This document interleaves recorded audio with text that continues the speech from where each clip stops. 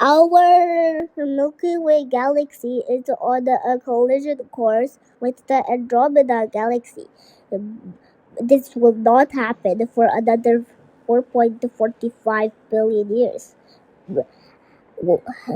NASA has warned us that one day our Milky Way galaxy will collide with the Andromeda galaxy. And what do you think will happen to Earth? Well, the uh, the condition, the collision course is still 2.25 billion years away. So Earth and the solar system is safe until then. But when it happens, then it is bad news for Earth. According to the position of our solar system, Earth could get more hot radiation from other nearby stars to our sun.